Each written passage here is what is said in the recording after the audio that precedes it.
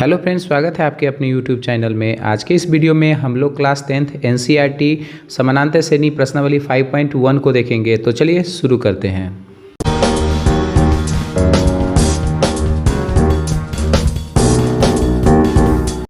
कह रहा है निम्नलिखित स्थितियों में से किन स्थितियों में समृद्ध संख्याओं की सूची एपी है और क्यों है, और पूछ रहा है कि ये जो पहला है ये आपको एपी पद में है या नहीं है। क्योंकि इससे पहले हमने एक वीडियो इंट्रोडक्शन का वीडियो बनाया था जिसमें आपको एपी क्या होता है, उससे संबंधित फॉर्मूला और उससे संबंधित बहुत सारे बातों को हम लोग समझे थे।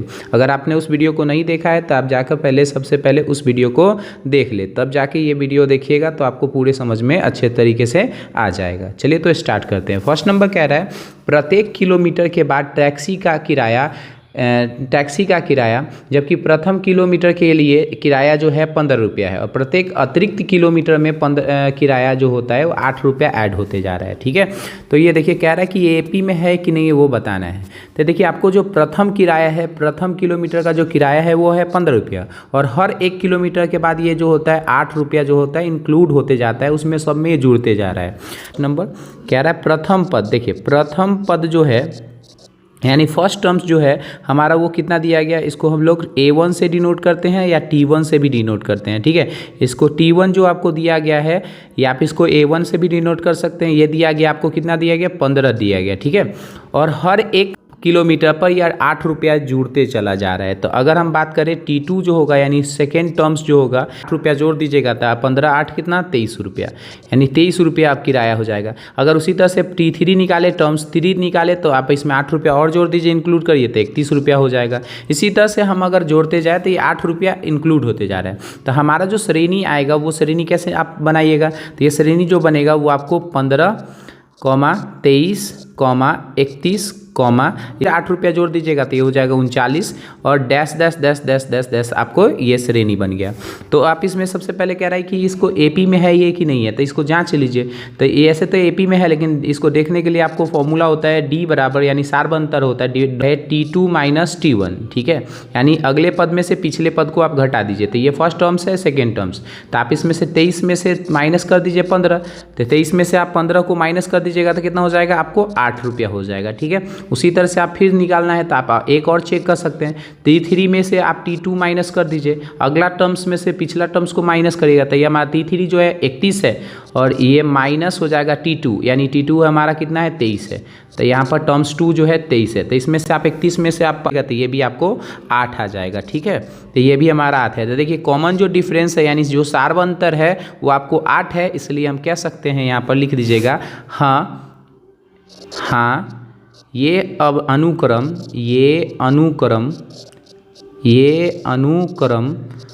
समानांतर श्रेणी में है, समानांतर श्रेणी में है। ठीक है, तो आपसे ये पूछ रहा है कि ये है कि नहीं है, तो देखिए इसका कॉमन डिफरेंस जो है वो कैसा है, इक्वल है, इसलिए ये हम बोल सकते हैं कि ये समानांतर श्रेणी में है। चलिए इसका सेकेंड नंबर क्वेश्चन को देख लेते हैं। चलिए सेकेंड नंबर क्वेश्चन देख लेते हैं। सेकेंड नंबर कह रहा है किसी बेलन यानी सिलेंडर में उपस्थित हवा की मात्रा जबकि वायु के निकलने वाली पंप प्रत्येक बार बेलन के शेष हवा का 1/4 भाग बाहर निकाल देता है। ठीक है, तो ये पूछ रहा है कि एपी में है ये कि नहीं। चलिए इसको भी हम सॉल्व कर लेते हैं। चलिए दूसरा नंबर सॉल्व कर लेते हैं, सेकेंड नंबर देख लेते हैं। तो भाई आपको सबसे पहले बेलन में उपस्थित हवा की मात्रा यानी उसमें उपस्थित हवा की मात्रा यानी उसका आयतन आप बोल सकते हैं। तो यहाँ पर लिख सकते हैं, ऐसे लिख लीजिए, माना कि बेलन का आयतन बराबर, यहाँ पर लिख लीजिएगा, माना कि बेलन का आयतन बराबर भी। ठीक है, यानी उसका जो आयतन होगा वो हमारा कितना हो जाएगा, v हो जाएगा। और प्रत्येक बार बेलन का शेष हवा का 1/4 बाहर फेंक दिया जाता है। तो हमारा जो फर्स्ट टर्म्स होगा यानी T1 जो होगा वो हम मान लेते हैं वो हमारा v है। तो सेकेंड टर्म्स जो निकालिएगा तो सेकेंड टर्म्स कैसे, तो भाई आयतन का, तो हमारा भाई आयतन यानी हम v माने तो आयतन का 1/4, तो माइनस कर दीजिएगा 1/4 यानी कुल आयतन का 1/4 भाग जो होता है बाहर निकाल देता है। तब भी टोटल भी का आप 1/v आप बाहर निकाल दिया जाता है, तो इसको सॉल्व कर लीजिएगा।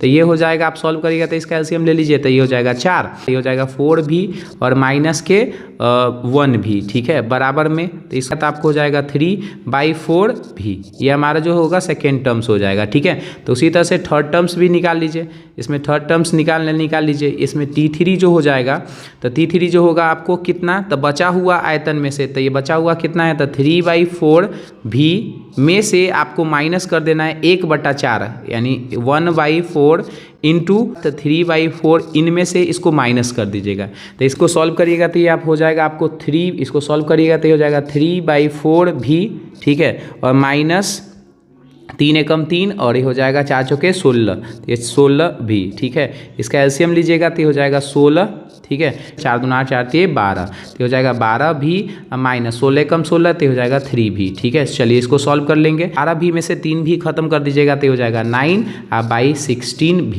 ये हमारा आयतन निकल जाएगा। आपको फर्स्ट टर्म जो है यानी t1 जो आपको है वो आपको v दिया गया, सेकेंड टर्म्स जो हमारा वो आ गया आपको 3/4v, ठीक है, 3/4v। तीसरा टर्म जो आ गया वो आपको 9/16v आपको आ गया। चलिए इस तरह से हमारा ये टर्म्स आ गया। तो हम लोग कॉमन डिफरेंस निकाल लेते हैं। अगर डी डिफरेंस 1 बराबर आता है तो हम कह सकते हैं कि ये एपी में है। चलिए इसको निकाल लेते हैं, t2 माइनस t1 और एक और निकाल लीजिए तो ये हो जाएगा t3 माइनस t2। अगर ये दोनों बराबर आता है तो हम कह सकते हैं कि दोनों बराबर आता है तो हम कह देंगे कि एपी में है, अगर बराबर नहीं आता है तो हम कह देंगे एपी में नहीं है। निकाल लेते हैं। चलिए t2 हमारा जो है आपको कितना दिया गया, तो t2 हमारा जो है टर्म्स 2 जो दिया गया है वो आपको 3/4v दिया गया और माइनस t1 जो आपको है वो v दिया गया है, कुछ नहीं तो 1। इन दोनों का एलसीएम ले लीजिएगा तो हो जाएगा 4 और ये हो जाएगा 4 एकम 4, तो हो जाएगा 3v और इससे काटिएगा तो 4 मरतब में तो हो जाएगा 4v, ठीक है। चलिए इसको घटा लीजिएगा तो हो जाएगा माइनस के v/4, ये ना, तो आपको t3 मालूम है 9/16v और माइनस t2 है आपको 3/4v। चलिए इसका एलसीएम ले लीजिएगा तो ये हो जाएगा 16 एकम 16 तो 9v माइनस 4 चौके 16, तो 4 का गुना ऊपर में हो जाएगा तो 4 दूना 4 3 12, तो ये हो जाएगा माइनस के 12v। इसको सॉल्व करिएगा तो हो जाएगा 12 में इस v में से आपको 9v अगर माइनस हो जाएगा तो यह हो जाएगा माइनस के 3/16v। देखिए हमारा जो कॉमन डिफरेंस है ये 1 बराबर नहीं है, इसलिए हम कह सकते हैं अतः ये अनुक्रम, ये लिख दीजिएगा, ये अनुक्रम समानांतर श्रेणी में नहीं है, ठीक है, में नहीं है, ठीक है, में नहीं है, ठीक है। अगर ये डिफरेंस अगर बराबर आ जाता तो हम लिख देते समानांतर श्रेणी में है, अन्यथा नहीं है। तो यहाँ पर चलिए 2 नंबर आप क्वेश्चन देख लिए। चलिए आगे 3 नंबर क्वेश्चन को देख लेते हैं, 3rd नंबर क्वेश्चन को देखते हैं। चलिए नंबर कह रहा है प्रत्येक मीटर की खुदाई के बाद एक कुआं खोदने में आई लागत जबकि प्रथम मीटर में खुदाई का लागत आपको 150 रुपया है, उसके बाद प्रत्येक मीटर में आपको 50 रुपया बढ़ते जा रहा है। तो ये कह रहा है कि समानांतर श्रेणी में है कि नहीं। चलिए तो यहाँ पर आपको प्रथम पद है। चलिए 3rd नंबर क्वेश्चन को देख लेते हैं, आसान क्वेश्चन है। प्रथम पद जैसे आप लिख लीजिएगा, प्रथम पद जो हो जाएगा यहाँ पर प्रथम पद है वो प्रथम जो आपको खुदाई हो रहा है वो कितना लग रहा है 150 रुपया। तो यहाँ पर प्रथम जो पद हो जाएगा यानी जो t1 हो जाएगा, टर्म्स 1 हो जाएगा, वो आपको 150 रुपया हो जाएगा, ठीक है। उसी तरह से t2 जो होगा तो t2 आप इसमें 150 रुपया हमारा लग रहा है, उसमें आप फिर कितना हर खुदाई पर हर मीटर पर कितना लग रहा है 50 रुपया बढ़ जाता है, इसमें 50 रुपया ऐड करिएगा तो t2 हो जाएगा आपको 200 हो जाएगा, ठीक है। तो उसी तरह से अगर t3 निकालिएगा तो ये हो जाएगा, t3 कैसे निकालेंगे तो 200 आप प्लस के 50 कर दीजिएगा तो ये हो जाएगा आपको 250, ठीक है, t3 हो गया। उसी तरह से अगर t4 निकालना है तो आप 250 में से फिर 50 रुपया आप ऐड कर दीजिएगा तो ये हो जाएगा आपको 300। तो इसी तरह से हमारा जो अनुक्रम होगा यानी समानांतर ये जो श्रेणी होगा वो आपको हो जाएगा 150, 200, 250, 300, इस तरह से 10 10 10 10 टर्म्स t2 टर्म्स कैसे डिफरेंस कैसे निकालते हैं तो d बराबर होता है t2 माइनस t1, ठीक है। इसमें और एक निकाल लीजिए, बराबर का दोनों आ जाता है तो हम कह सकते समानांतर श्रेणी में है। तो ये हो जाएगा, दूसरा निकालेगा तो t3 माइनस t2 होता है। चलिए इसको सॉल्व करेंगे तो t2 हमारा कितना दिया गया है तो टर्म्स 2 दिया गया है आपको 200, तो यहाँ पर लिख लेंगे 200 माइनस, सॉरी ये t1 होगा ना, यहाँ पर एक में t1 है यहाँ पर है, ठीक है। तो ये 200 और t1 कितना है आपको 150, उसी तरह से यहाँ पर भी सॉल्व कर लीजिए। T3 आपको कितना दिया गया है, तो 250 और माइनस T2 है आपको 200। चलिए सॉल्व करेंगे, तो 250 में से 200 घटा दीजिएगा तो ये हो जाएगा 50, और इसमें से 200 में से 150 घटा दीजिएगा तो ये भी हो जाएगा आपको 50। तो देखिए ये दोनों जो कॉमन डिफरेंस है वो बराबर है, इसलिए कह सकते हैं, अतः कह सकते हैं, लिख दीजिएगा, अतः ये अनुक्रम समानांतर श्रेणी में है, समानांतर श्रेणी में है। ठीक है, आप में देखिए डिफरेंस जो है दोनों तरफ क्या आता है, इक्वल आ रहा है, तो इसलिए हम कह सकते हैं ये समानांतर श्रेणी में है। चलिए इसका लास्ट क्वेश्चन देख लेते हैं। चलिए 4 नंबर क्वेश्चन कह रहा है कि खाते में प्रत्येक वर्ष का मिश्र धन, जबकि 10,000 की राशि आपको 8% की वार्षिक दर से चक्रवृद्धि ब्याज जमा की जाती है। तो भाई पूछ रहा है कि ये AP में है कि नहीं। चलिए इसको भी सॉल्व कर लेते हैं। और प्रिंसिपल जो आपको दिया गया है वो कितना दिया गया है, तो आपको 10,000 दिया गया है ना। तो यहाँ पर प्रिंसिपल यानी आपको जो है ये आपको 10,000 है, तो ये 10,000 हो गया। ठीक है, और उसके बाद आपको है रेट ऑफ इंटरेस्ट यानी R जो आपको दिया गया है वो आपको कितना दिया गया है, तो 8% है। ठीक है, और उसके बाद R जो है आपको 8% है, और जैसे अमाउंट होता है यानी चक्रवृद्धि ब्याज A बराबर फॉर्मूला होता है प्रिंसिपल ब्रैकेट 1 + R/100 बट्टा ब्रैकेट 1 ऊपर में T यानी टाइम जो होता है ना। चलिए तो यहाँ पर हम इसको निकाल लेते हैं। फर्स्ट नंबर में आपको सबसे पहले प्रथम पद निकालिएगा, यानी प्रथम पद यानी T1 निकालिएगा, प्रथम साल का निकालिएगा। तो ये हो जाएगा आपको प्रिंसिपल आपको कितना दिया गया है, तो ये हो जाएगा आपको 10,000 ब्रैकेट 1 + R, आपको रेट ऑफ इंटरेस्ट जो है 8 है, बट्टा में आपको 100, अब ब्रैकेट बंद, और ऊपर में पहला साल का निकाल है, प्रथम पद है इसलिए 1। चलिए इसको सॉल्व कर लेंगे, काट लीजिएगा तो ये हो जाएगा 4 दूना 8, और ये हो जाएगा 25 चौके 100। चलिए आगे सॉल्व करेंगे तो ये हो जाएगा आपको 10,000। ठीक है, 10,000 ब्रैकेट, ये हो जाएगा आपको इन दोनों का एलसीएम लीजिएगा तो ये हो जाएगा 25, और ये हो जाएगा नीचे कुछ नहीं तो 1 से 1 तो ये हो जाएगा 25, 25 से कम 25 तो ये हो जाएगा 2, ब्रैकेट बंद। टाइम है 1 साल का, एक का, तो ये हो जाएगा ऊपर में 1 कर लेंगे तो ये हो जाएगा आपको 10,000। ठीक है, 10,000 इंटू 25 और 2 27 और बट्टा में 25। चलिए इसको काट लेंगे, 25 से इसको काटेंगे तो ये हो जाएगा आपको 400 मर्तबे में कट जाएगा। 27 में 400 से गुना करिएगा तो आप गुना कर लीजिएगा, तो इसका आंसर आ जाएगा आपको 10,800। ठीक है, तो ये हमारा जो फर्स्ट साल का आपको जो आया चक्रवृद्धि ब्याज आपको 10,800, ये तो हमारा T1 निकल गया। चलिए सेकेंड नंबर यानी प्रथम पद का तो निकल गया, तो इसी तरह से हम लोग द्वितीय पद का निकालेंगे, द्वितीय साल का निकालेंगे, यानी T2 जो निकालेंगे वो निकालेंगे। चलिए इसका भी निकाल लेंगे तो ये हो जाएगा हमारा, फिर उसी फॉर्मूला पर बैठा दीजिएगा। प्रिंसिपल आपको कितना दिया गया है 10,000, तो ये हो जाएगा 10,000। ठीक है, ब्रैकेट 1 + रेट ऑफ इंटरेस्ट वही है 8%, और बटा में 100, और टाइम जो है 2 साल, तो ये हो जाएगा ऊपर में पावर में 2 चलेंगे तो ये हो जाएगा आपको 10,000। ठीक है, 10,000, ये आपको हो जाएगा 10,000। इसको आप काट लीजिएगा तो वही फिर उसी तरह से काट लीजिएगा, 4 दूना 8, 25 चौके 100, तो ये 25। चलिए इसको सॉल्व कर लेंगे फिर, तो ये हो जाएगा 10,000 इंटू हो जाएगा आपको दोनों का एलसीएम लीजिएगा तो ये 25 हो जाएगा, 25 आप प्लस 25 से कम 25 तो ये हो जाएगा आपको 2। ठीक है, ब्रैकेट बंद, पावर में 2। इसको सॉल्व कर लेंगे तो ये हो जाएगा आपको 10,000। ठीक है, ये हो जाएगा 10,000 इंटू 25 और 2 27, तो 27 बट्टा 25, यहाँ पर 2 बार है इसलिए इसको 2 बार लिख देंगे, 27 बट्टा 25। चलिए 25 से इसको फिर उसी तरह से काट लेंगे तो ये 400 मरतबे में कट जाएगा। फिर इसको 25 से काट लीजिएगा तो 1 में 4, 4 चौके 16, तो ये आपको हो जाएगा 16 मरतबे में कट जाएगा। 16 इंटू 27 गुने 27 कर लीजिएगा तो ये हो जाएगा आपको, टोटल गुना करिएगा तो आपको हो जाएगा 11,664 हो जाएगा, यानी 11,664 रुपया जो होगा वो ये हमारा टर्म 2 हो जाएगा, यानी सेकेंड साल का आपको चक्रवृद्धि ब्याज हो जाएगा। तो इसी तरह से आपको थर्ड साल का निकाल लेना है और डिफरेंस निकाल लेंगे। चलिए निकाल लेंगे, T3 यानी तीसरा वर्ष का निकाल लेंगे तो ये हो जाएगा वही प्रिंसिपल, तो ये हो जाएगा आपको कितना था, तो वो 10,000 था, तो 10,000 bracket 1 plus rate of interest 8%, 8/100, और जो टाइम था वो 3 साल का था। निकाल लेंगे, इसको सॉल्व करेंगे तो इसको फिर से वही काट लीजिएगा, तो 4 दूना 8, 2 और ये हो जाएगा 25 चौके 100, तो ये सॉल्व करेंगे इसको तो ये हो जाएगा आपको 10,000 ठीक है।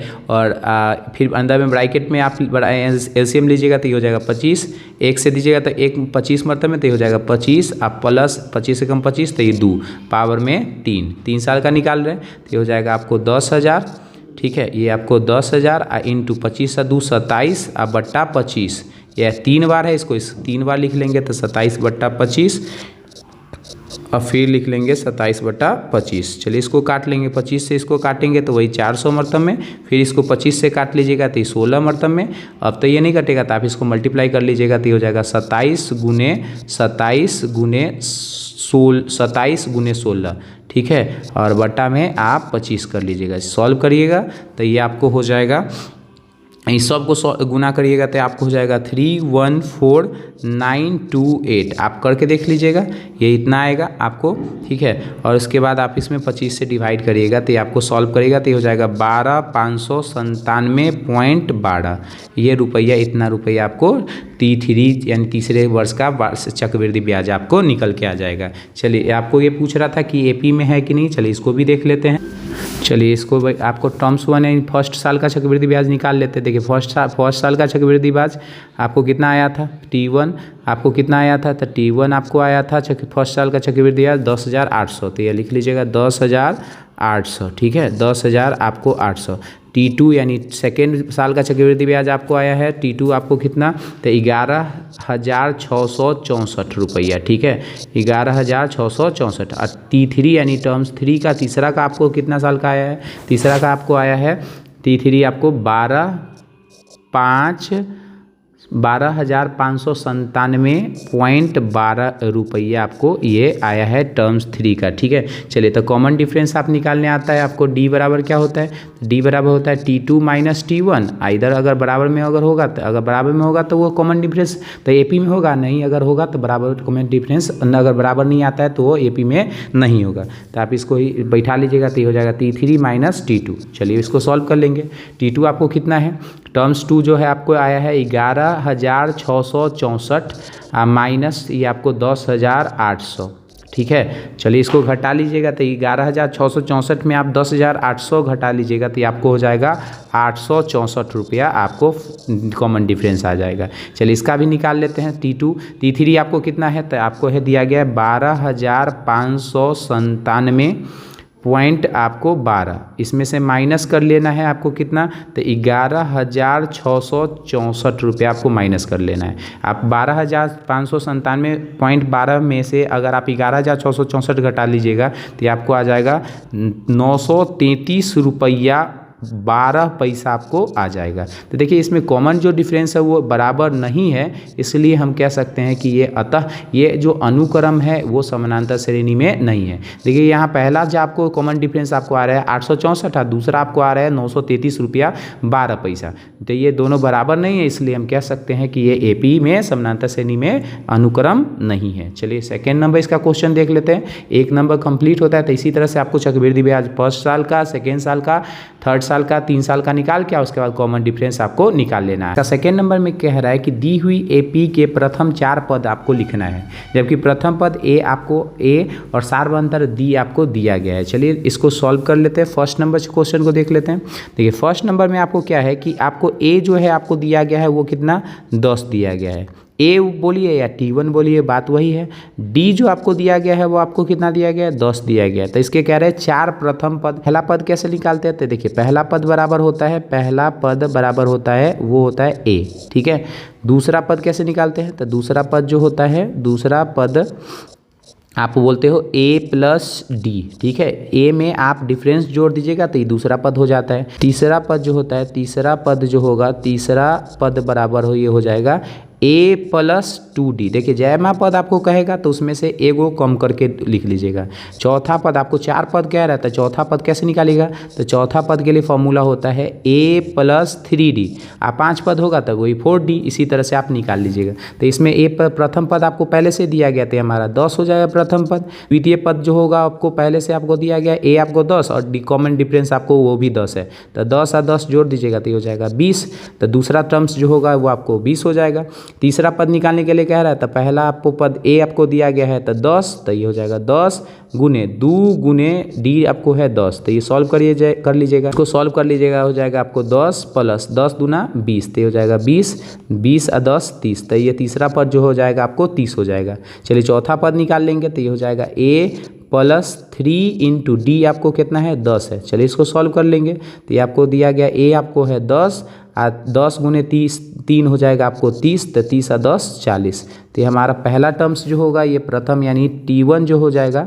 आप ये T1 बोलिए T2 बोलिए कुछ भी बोल सकते हैं, ठीक है। T1 आपको दिया गया वो आपको T1 T2 T3 और T4 आपको निकालने के लिए कह रहा है। तो पहला पद जो आपको हो गया वो आपको 10 हो गया, दूसरा आपको हो गया 20 हो गया, तीसरा 30 और चौथा 40 हो गया। तो इसी तरह से हमको 4 पद कह रहा था निकालने के लिए, तो हम लोग 4 पद इसको निकाल लिए। चलिए सेकेंड नंबर क्वेश्चन को देख लेते हैं। चलिए इसका सेकेंड नंबर में आपको फिर वही आपको 4 पद कह रहा है, तो हम लोग ये रहने देते हैं, सिर्फ ये जो आपको ए और डी जो है अलग अलग दिया गया उसको सिर्फ चेंज कर लेते हैं। तो ए आपको कितना दिया गया -2 और जो कॉमन डिफरेंस आपको है वो आपको 0 दिया गया। तो पहला पद यानी 4 पद इसमें निकालना है, तो यही 4 पद इसी फॉर्मूला पर उसको रखते जाएंगे, खाली ए और डी बदल के। चलिए तो ए हमारा कितना है, तो ये आपको पहले से ए बराबर प्रथम पद आपको है -2, तो हमारा पहला पद जो हो जाएगा वो आपको -2 हो जाएगा।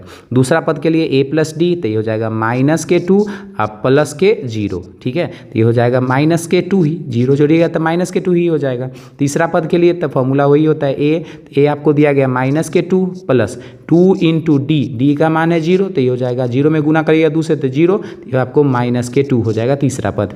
चौथा पद फिर तो -2 ए के जगह पर प्लस है तो प्लस 3 इंटू डी, तो 3 इंटू डी का मान है आपको 0, सॉल्व करिएगा तो 3 में 0 से गुना करिएगा तो 0, तो ये हो जाएगा आपको -2।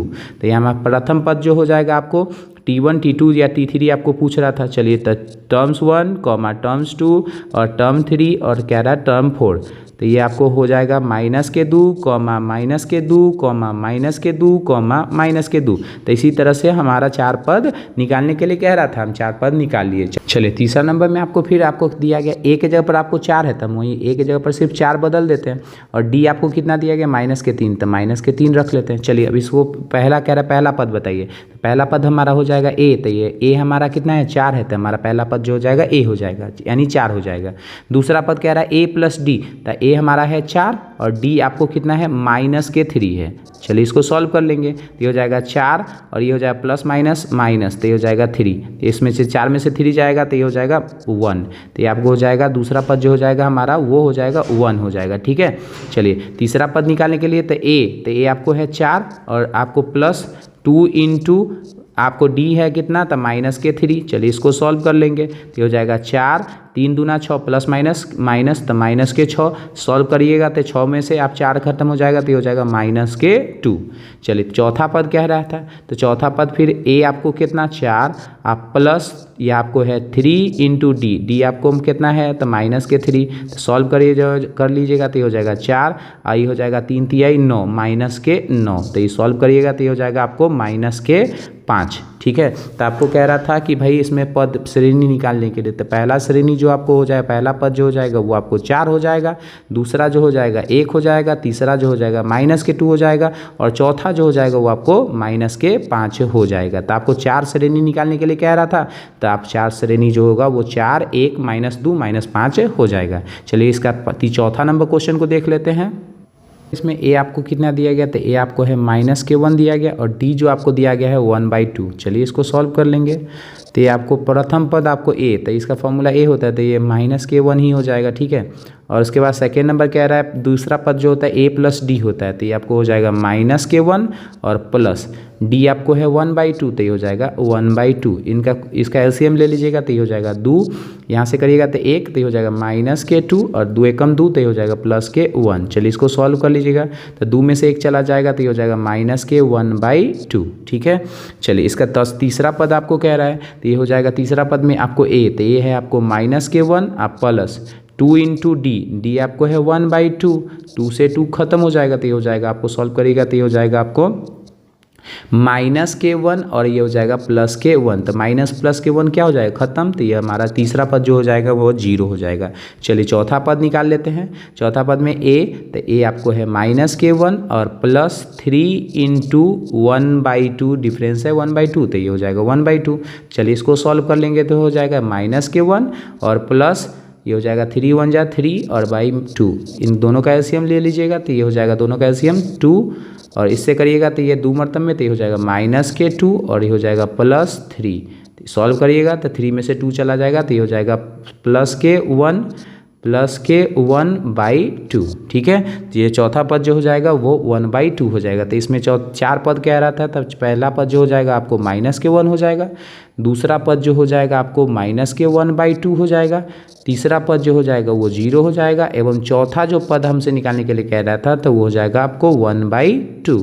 ठीक है, तो ये 4 पद जो हमको निकालने के लिए कह रहा था यही हमारा 4 पद हो जाएगा। चलिए इसका लास्ट नंबर 5 नंबर क्वेश्चन को देख लेते हैं।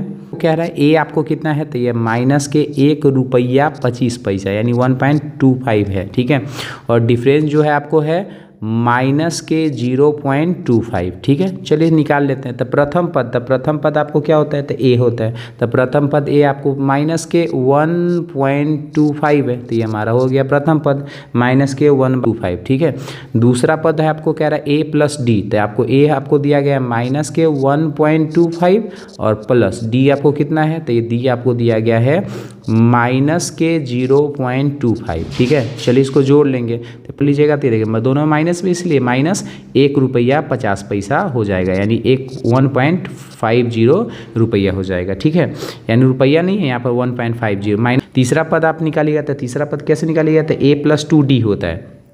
तो a हमारा है माइनस के 1.25 और उसके बाद प्लस 2 इंटू आपको कि डी कितना है, तो आपको डी दिया गया है माइनस के 0.25। ठीक है, चलिए गुना कर लेंगे, तो ये सॉल्व करिएगा तो ये हो जाएगा माइनस के 1 रुपया 25 पैसा, ऐसे सोचिए, और ये हो जाएगा 25 पैसा में 2 से गुना करिएगा तो 50 पैसा, तो यानी हो जाएगा आपको माइनस के 0.50 पैसा। सॉल्व करिएगा तो ये हो जाएगा माइनस के 1 रुपया या माइनस के 1 रुपया 25 पैसा 50 पैसा, तो ये कितना हो जाएगा आपको, तो ये हो जाएगा 1 रुपया 75 पैसा, लेकिन क्या चीज़ में, माइनस में। ठीक है, चलिए चौथा नंबर हम चौथा पद निकाल लेंगे। चौथा पद होता है ए, तो ए आपको दिया गया वही एक माइनस के 1 रुपया 25 पैसा और ये हो जाएगा प्लस 3 इंटू आपको है डी आपको दिया गया है माइनस के 0 रुपया 25 पैसा। चलिए इसको सॉल्व कर लेंगे तो हो जाएगा माइनस के 1 रुपया 25 पैसा आप प्लस 25 पैसा में आप 3 से गुना करिएगा तो 25 पैसा से साथ ही हो जाएगा माइनस के 75 पैसा, तो माइनस के 0.75, तो आप इसको जोड़ लीजिएगा तो हो जाएगा माइनस के 2 रुपया। ठीक है, को 4 पद पूछ रहा था, तो 4 पद जो हो जाएगा, पहला पद आपको हो जाएगा माइनस के 1 रुपया 25 पैसा, कॉमा दूसरा पद पूछ रहा था तो आपको हो जाएगा माइनस के 1 रुपया 50 पैसा, तीसरा पद पूछ रहा था तो ये हो जाएगा माइनस के 1 रुपया 75 पैसा, और चौथा जो पद पूछ रहा था तो माइनस के 2 रुपया 0 पैसा यानी 2 रुपया हो जाएगा। तो इस तरह से 4 पद पूछ रहा था, हम लोग 4 पद निकाल लिए। इस वीडियो को यहीं पर हम रोक देते हैं, फिर हम अगले पार्ट में हम क्वेश्चन नंबर 3 और 4 इस 2 क्वेश्चन जो बचा हुआ है 2 क्वेश्चन को करा देंगे। चलिए आई होप आपको ये वीडियो अच्छा लगा होगा। अच्छा लगा तो मेरे वीडियो को लाइक, चैनल को सब्सक्राइब करें। Thank you for watching my video. Thank you.